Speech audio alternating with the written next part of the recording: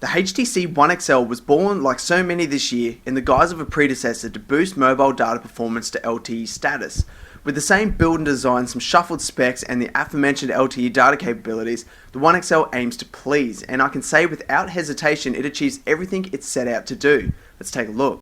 If you're familiar to the One X, this device comes with no surprises. It is an identical build, but it offers a unique charcoal grey version. The quality of the casing is phenomenal. It feels so very good in hand. The touch sensation of the polycarbonate back is like silk, and contours are slightly rounded with no jarringly steep angles. It is a very cleverly designed phone. Minimalistic inputs has been employed to not clutter the sides, with the volume rocker and unlock buttons being snugly mapped to the edge of the phone, with just enough protrusion to allow unhindered use. The speaker grills are perfectly positioned and meld into the case with a notification light hidden amongst.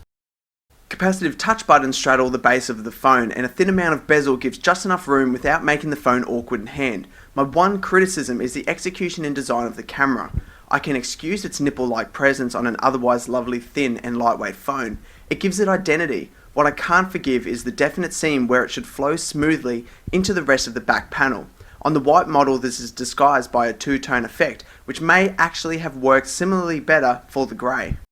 With its top-tier market presence, the One XL has all the latest technology within: NFC, Bluetooth 4.0, and of course 4G LTE. In the heart of the Brisbane CBD, I was getting on average 40 megabytes per second downstream on the Telstra network.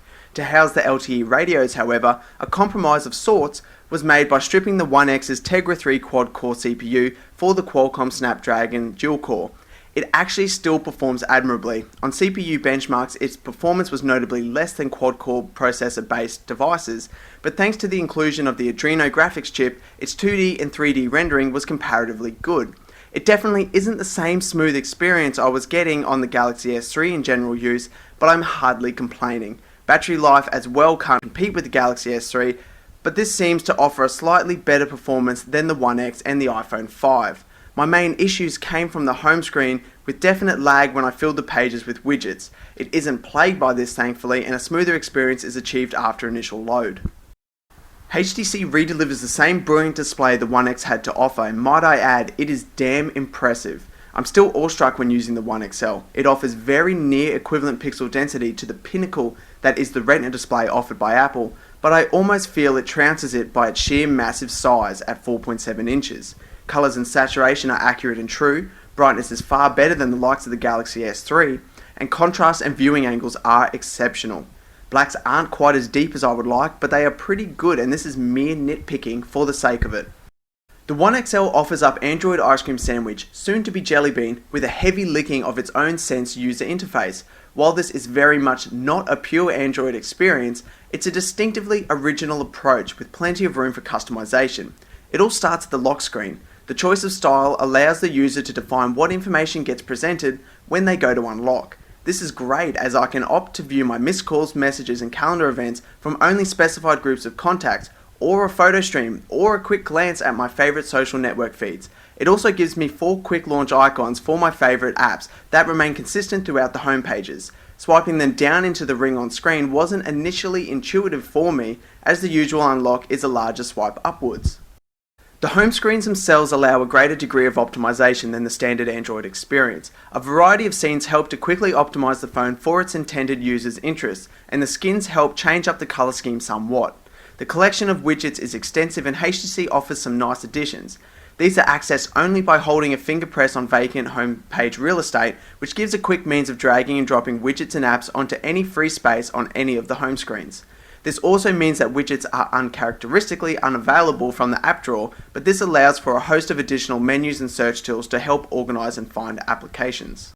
HTC took some leniencies with icon choices, but I quite like them, especially better than what Samsung used on the S3. The multitasking panel is changed considerably from the ice cream sandwich version, giving a 3D view to scroll through, but functions much the same. The call options are fantastic, and finding the correct contact is simple thanks to HTC Smart Dial, and contact data including profile picture and status updates are presented when they call. My pet peeve had to go to the shortening of the screen that occurs with certain applications by a bar at the bottom that normally offers additional settings for that app. Other times it offers nothing, except for filling space. Once again, I'm nitpicking. Sound quality is outstanding, extremely crisp and clear thanks to HTC's partnership with Beats Audio, which gives some nice boost when necessary. If you splash out and get the HTC Media Link, a 3-finger gesture swipe will push images, videos and presentations straight to your TV.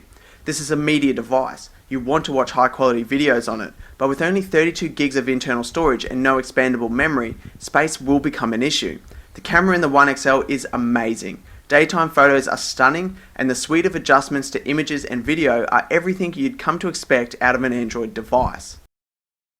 I think by now you've probably gauged that I'm in love with this phone. The HTC One XL is everything you want a smartphone to be. The best possible data capabilities and operating system wrapped in a beautiful seamless package. I've struggled to fault the One XL anywhere.